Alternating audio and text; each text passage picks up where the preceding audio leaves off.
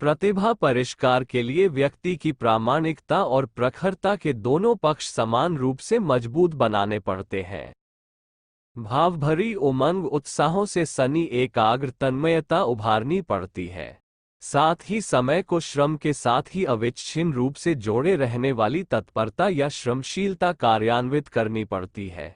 संकीर्ण स्वार्थपरता के दायरे से आगे बढ़ना होता है ताकि सादा जीवन उच्च विचार की रीति नीति अपनाने के साथ ही बचे समय, श्रम और साधनों को सत्प्रवृत्ति संवर्धन में लोक सेवा में लगाया जा सके। उच्च स्तरीय प्रतिभा का संवर्धन इसी प्रकार होता है।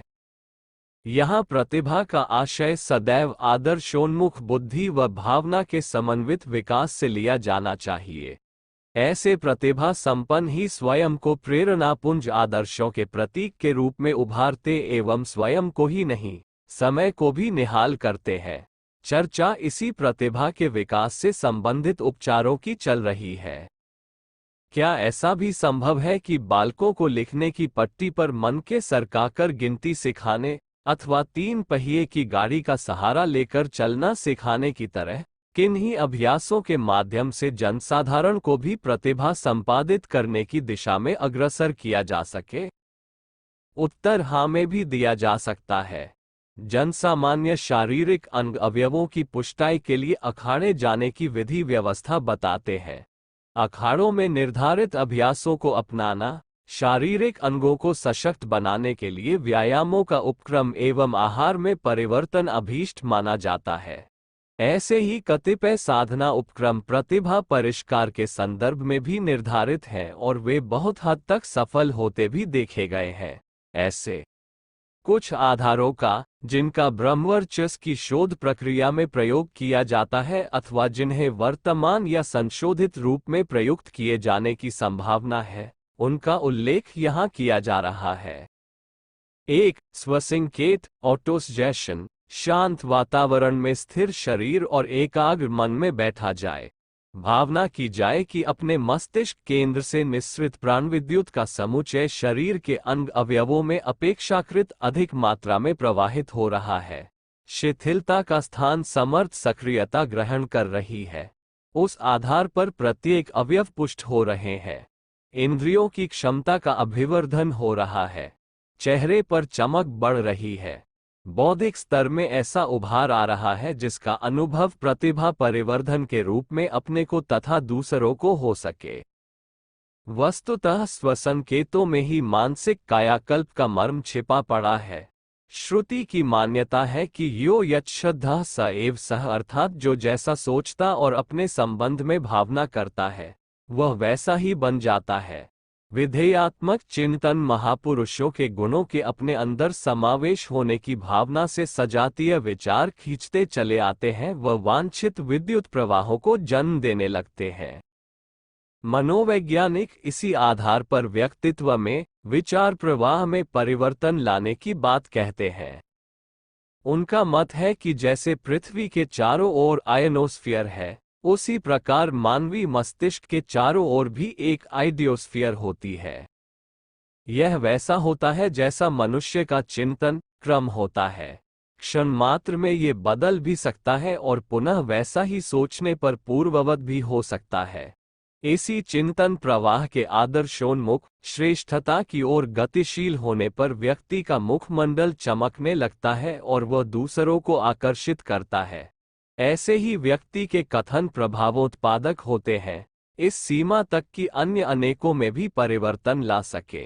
एक प्रकार से स्वसंकेतों द्वारा अपने आभामंडल को एक सशक्त चुंबक में परिणत किया जाता है। मनोवैज्ञानिक कहते हैं, थिंक एंड ग्रो रिच अथवा एडेप्ट पॉजिटिव प्रिंसिपल टुडे।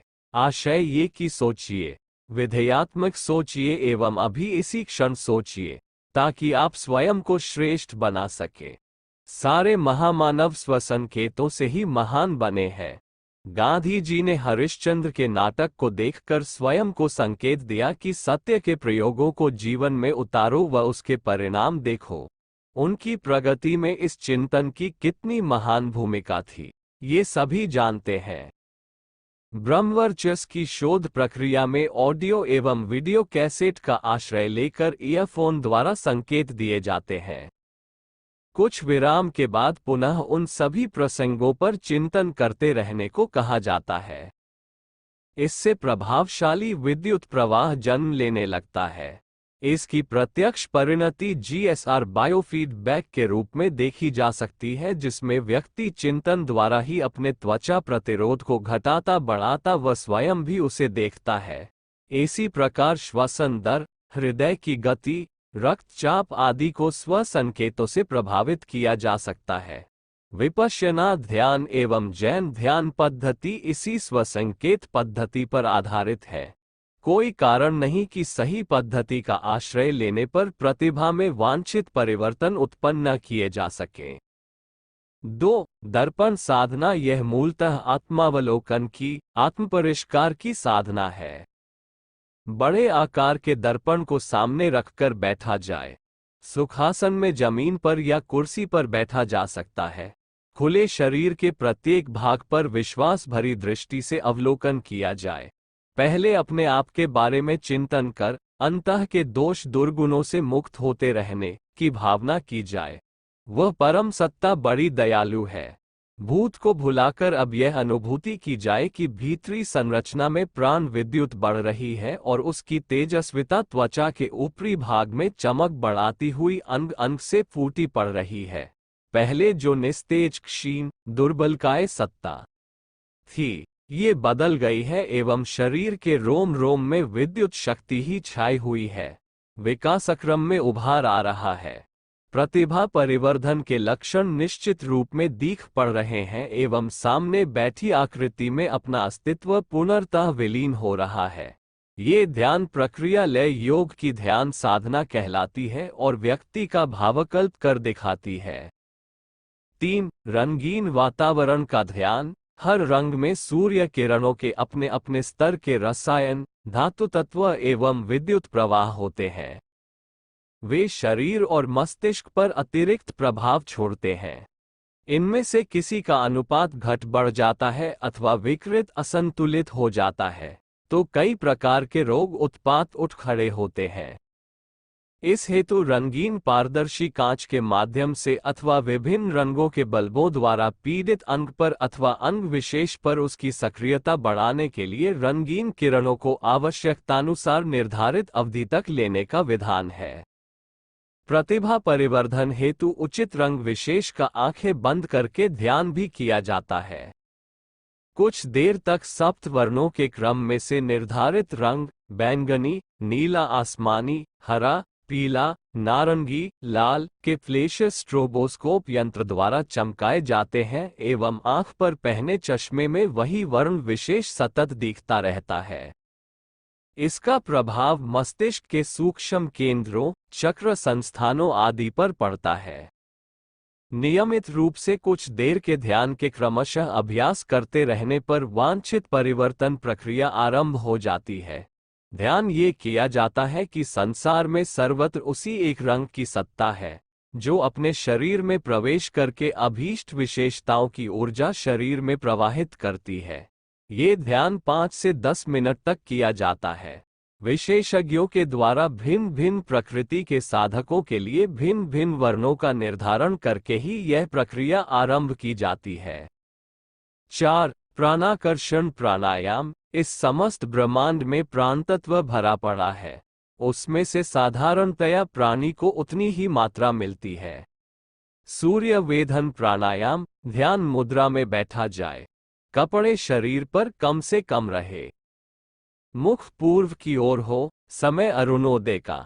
ध्यान किया जाए कि आत्मसत्ता शरीर में से निकलकर सीधे सूर्यलोक तक पहुंच रही है। जिस प्रकार सुई में पिरोया हुआ धागा कपड़े से होकर जाता है, जलती अग्नि में से छड़ आर पार निकल जाती है, उसी प्रकार आत्मचेतना प्रातःकालीन सूर्य का वेधन करती हुई आर पार जा रही है। सूर्य ऊर्जा से अपनी चेतना भर रही है। दाईं नासिका से खींचा श्वास अंदर तक जाकर सूर्य चक्र को आंदोलित, उत्तेजित कर रहा है। ओजस, तेजस, वर्चस, की बड़ी मात्रा अपने में धारण करके वापस बाईं नासिका से सारे कल्मश निकल रहे हैं। पहले की अपेक्षा अब अपने में प्राण ऊर्जा की मात्रा भी अधिक बढ़ गई है, जो प्रतिभा परिवर्धन के रूप में अनुभव में आती है। क्रिया को गौण व भावना को प्रधान मानते हुए यह अभ्यास नियमित रूप से किया जाए तो निश्चित ही फलदायी होता है। 6. चुंबक स्पर्श चुंबक का चिकित्सा में बड़ा योगदान माना गया है। एक्यूपंक्चर, एक्यूप्रेशर, शरीर के सूक्ष्म संस्थानों को मुद्रा बंध द्वारा प्रभावित करना एवं चुंबक चिकित्सा में अद्भुत साम्य है। हमारी धरती एक विराट चुंबक है, वह निश्चित मात्रा में प्राण उत्तरी ध्रुव से खींचती और अनावश्यक कल्मशों को दक्षिण ध्रुव से फेंक देती है।